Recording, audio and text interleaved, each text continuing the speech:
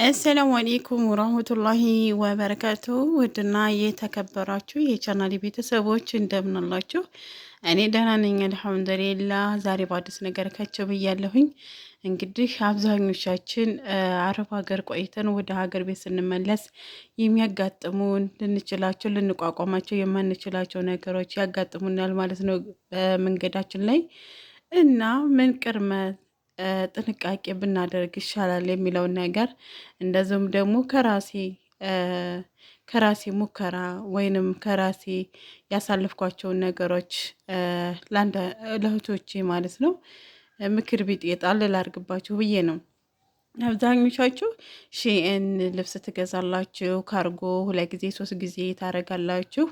ነገር ግን ያ እቃ ምን አይነት እቃ ነው ካርጎ የማደርገው ብላችሁ ራሳችሁን አትጠይቁ ማለት ነው። ወይ ደስ ያላችሁን ወይ ጓደኛችሁ የገዛችሁን አይነት ለመግዛት ብቻ ነው የምቸኩሉት ማለት ነው። እና አንዳንድ ጊዜ እቃ ስትገዙ እቃ ስትልኩ አታስተውሉም ማለት ነው። እና እዚህ ከመጣችሁ ብዙ አመት ቆይታችሁ ከላካችሁት በኋላ ብዙ አመት ቆይታችሁ ወደ ኢትዮጵያ ስትመጡ የምፈልጉት አይነት እቃ አይሆንላችሁም ማለት ነው። ከዛም በኋላስ ያ እቃ በቃ ሳትጠቀሙበት ልብሱም ሳትለብሱት እዚህ ሀገር ቤት ያለው ልብስ አምሯችሁ በቃ ወይኔ ኪሳራ ገባሁ እያላችሁ አንዳንዱ ልብስ ራሱ በቃ እንትን ብል ይበላዋል ማለት ነው። ብል ይበላዋል። እና እኔ የምመክራችሁ ነገር ቢኖረኝ የሰራችሁትን ያህል ሰርታችሁ ቤታችሁን ከሰራችሁ እቃ እንገዛለን ይህንን እናደርጋለን ብላችሁ የምትሉ ከሆነ ሀገራችሁ ብራችሁን ይዛችሁ መታችሁ ሀገራችሁ እቃ ግዙ።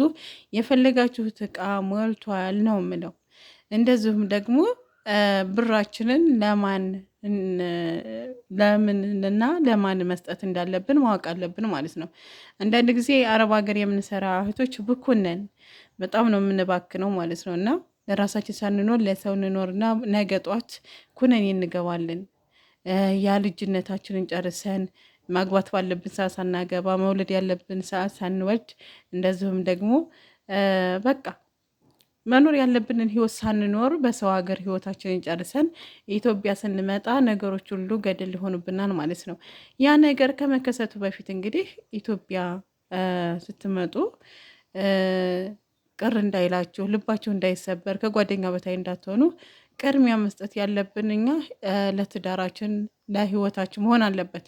ትዳር ትመስርተን እኔ ከብዙ እህቶች የተማርኩትን ነገር ነው የምነግራቸው ማለት ነው። አሁን አብዛኞቹ ዝም ብለን ሂደን በኋላ እናገባለን ቤት ሰርተን ምን ብለን ቦታ ገዝተን ብለን እንደው በቃ አለ አይደለ ጊዜያችን ሁሉ የጨረስን ነፌ ነን። ደግሞ አግብተው ልጅ ወልደው ልጆቻቸውን ለቤተሰብ ጥለው ሂደው ቤታቸውንም የሰሩ ልጆቻቸውንም ያስተማሩ ሁለቱንም ማድረግ አብረው ያስኬዱም አሉ። ስለዚህ የሚሻለውን ነገር መምረጥ ደግሞ ያስፈልጋል። እና አብዛኛውን አረብ ሀገር የሚገኝ ሴት 10 አመት 7 አመት 6 አመት ከዚህ በላይ እየሰራ ነው። እንደው ከአንዳንዶቹ በስተቀር ማለት ነው። እንደው ከ5 አመት በላይ የሰሩ እህቶች ናቸው አረብ ሀገር ላይ ያሉት። እስካሁን ወደ ቤተሰብ ሳይመጡ ጭራሽ ሳይመጡ የተቀመጡ እህቶች አሉ። እነሱ የኢትዮጵያ ኑሮ አሁን ነጭውን ጥቁር አያውቁትም ማለት ነው።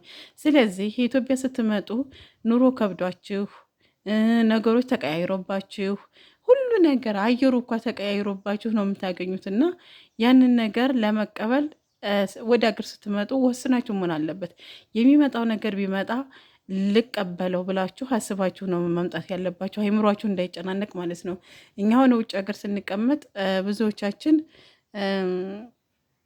አላደለ የፈለግነውን አግኝተን የፈለግነውን በልተን የፈለግነውን ጠጥተን የፈለግነውን አድርገን ነው አደለ ብር ስላለን።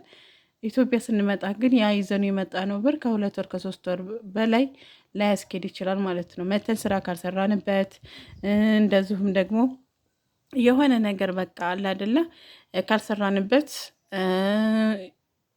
ምንም ነገር በቃ የአረብ ሀገር ብር ምንም አይሰራም ማለት ነው። ወይ ቤት ሰርታችሁ እያከራያችሁ ወይ የራሳችሁ ቤት ኑሯችሁ ወይ የሆነ ነገር ክፍታችሁ ካልሆነ በስተቀር ከአረብ ሀገር መጥቶ ከአመት በላይ እንደው በላሁ የሚል ሰው ያው ነግዶ ምን ብሎ አትርፎ ካልሆነ በስተቀር ሙስተሂል የለም ማለት ነው። እና ያ ነገር ከመከሰቱ በፊት የኑሮ ሁኔታ እንዳያናዳችሁ፣ ተስፋ እንዳትቆርጡ ቅድሚያ ጥንቃቄ ማድረግ ከመጣሁ በኋላ ብር የጠፍቶ ቢሆንስ፣ ቤት አለውግ ሆኖ ቢሆንስ፣ የተሰራው ቢፈርስብኝስ የሚለውን ነገር አይምሯቸው ላይ ማድረግ ለሚያጋጥማችሁ ማንኛውም ነገር መልስ ለመስጠት ዝግጁ መሆን አለባቸው ማለት ነው። እና አብዛኞቻችን ዝም ብለን እንመጣና በኋላ ግራ ይጋባናል ማለት ነው። እና ያ ነገር እንዳይደርስባቸው ጥንቃቄ ማድረግ አለባቸው ማለት ነው። እንግዲህ እንሻላ አንዳንድ ነገሮች ለእህቶቼ ከአሁን በኋላ አንዳንድ ቪዲዮ እሰራለሁኝ ማለት ነው።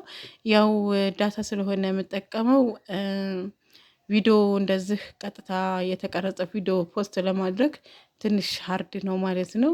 ቶሎ አይወርድም። ነገር ግን እንሻላ አንዳንድ ነገሮችን ከተሞክሮ ወይንም ለእናንተ ይጠቅማችኋል የምለውን ነገር ያው አስተላልፋለሁ ብዬ ተስፋ አደርጋለሁኝ።